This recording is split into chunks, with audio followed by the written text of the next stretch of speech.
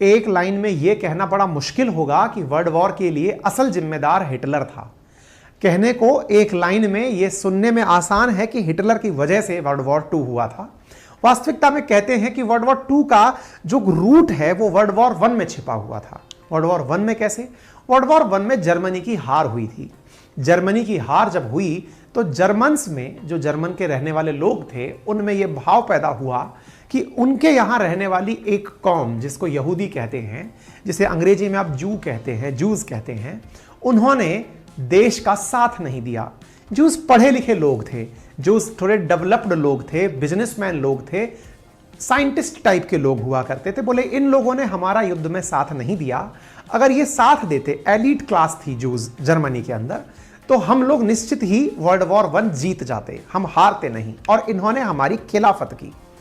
इस सेंटिमेंट के साथ में जर्मनी में वर्ल्ड वॉर 1 के बाद जो भाव पैदा हुआ वहां के लोगों में, जर्मनी के जो जर्मन्स थे उनमें, अपने ही देश में रहने वाले जूस के खिलाफ, यहूदियों के खिलाफ उनके अंदर यह भाव पैदा हुआ कि इन लोगों ने हमारी अपोजिशन वाली पार्टी यानी ब्रिटेन और फ्रांस का साथ दिया और जर्मनी को युद्ध हरा दिया। इसके चलते जर्मन्स में एक भाव पैदा हुआ कि यहूदी ना केवल उनके देश में बल्कि दुनिया के किसी भी देश में अगर है तो उसे ढूंढ ढूंढ कर मारा जाएगा। यह भाव लेकर हिटलर ने जर्मन्स को अपने पक्ष में करना शुरू किया। ये कहानी का एक पहलू है, मतलब एक लाइन में समझना इतना आसान नहीं है कि मैं एक बार में कह दूं। वर्साई की संधि का भी अपना महत्व है, बहुत सारी चीजों का अपना महत्व है, लेकिन फिर भी फिलहाल के लिए हम इस बात को जल्दी से कट टू दी शॉर्ट ताकि आप आज के मुद्दे को समझ पाएं। ऐसी स्थिति में सेकेंड वर्ल्ड वॉर तक की भूमिका में एक जो भाव पैदा हो रहा था जर्मन्स में हिटलर के नेतृत्व में, वो एंटी यहूदी भी था कि यहूदियों को सबसे पहले, यानी कि घर के अंदर जो बैठा हुआ व्यक्ति है जिसने हमको नुकसान पहुंचाया है, उसे खत्म करना है। जर्मन्स में जो यह भाव पैदा हो रहा था, अपने आप की श्रेष्ठता का भाव और दूसरे को मिटाने का भाव, यह हिटलर के नेतृत्व में नाजीवाद कहला रहा था। नाजियों के द्वारा यानी नाजी समर्थकों के द्वारा जर्मन्स को श्रेष्ठ समझना और यहूदियों को कत्लेआम बचाना, यह घटना दुनिया में होलोकॉस्ट के नाम से जानी गई। यानी एक्सट्रीमिज्म नाजीवाद था और यहूदियों को मरवाना या यहूदियों के ऊपर अत्याचार करना, बड़ी संख्या में नरसंहार करना, जिसके ऊपर हमने एक वीडियो पहले भी, जब बवाल फिल्म के ऊपर बवाल हुआ था तब भी बताया था कि होलोकॉस्ट से रिलेटेड क्या क्या दुनिया में जानकारियां हैं, कि कैसे कमरों में भर भर के यहूदियों को विषैली गैस के साथ मारा गया, लाखों की संख्या में यहूदी मारे गए। ठीक है, एक कहानी का पड़ाव यहां पर संपन्न हुआ। अब वर्ल्ड वॉर 2 की कहानी को थोड़ा आगे बढ़ाते हैं, क्योंकि वर्ल्ड वॉर 2 काफी लंबे समय तक चला, 1939 से लेकर 45 तक चला।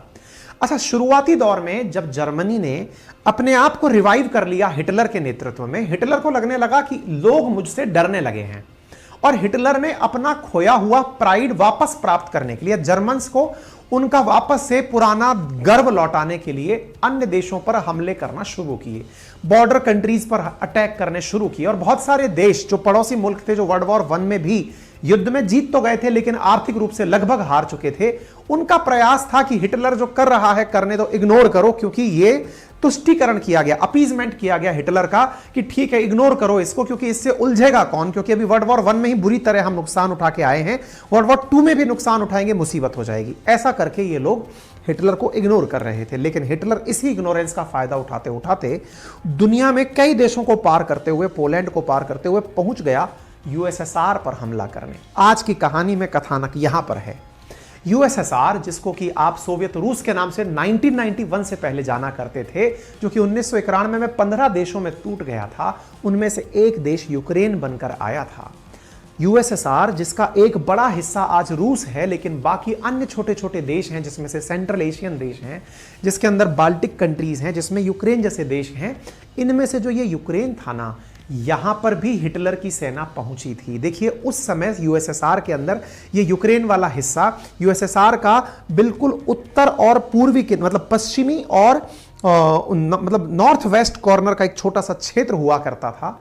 यहां पर कुछ लोग हिटलर का समर्थन करने लगे थे, और जो लोग यहूदी, क्योंकि किसी एक देश तक तो सीमित थे नहीं, यहूदी तो इंडिया में भी रहते हैं, लेकिन जो लोग यहूदी उस पर्टिकुलर यूक्रेन में रहा करते थे, यूक्रेन देश नहीं था उस समय, क्षेत्र था यूएसएसआर का, एक राज्य समझिए आप, उस समय जो यहूदी रहा करते थे उनको मरवाने में यूक्रेन के उस समय के जो लोग थे उन्होंने हिटलर का साथ दिया था।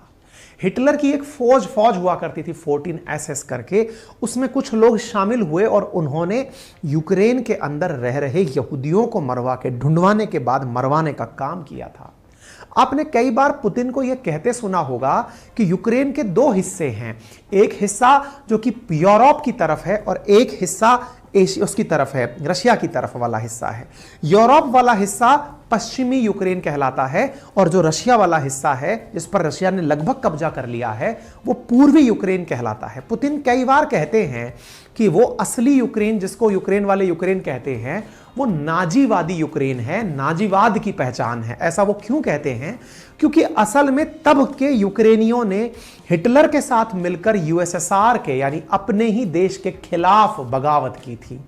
आज का जो पुतिन का गुस्सा असल में यूक्रेनियंस के खिलाफ है वो इसलिए है क्योंकि ये पहले भी यूएसएसआर के समर्थक नहीं थे।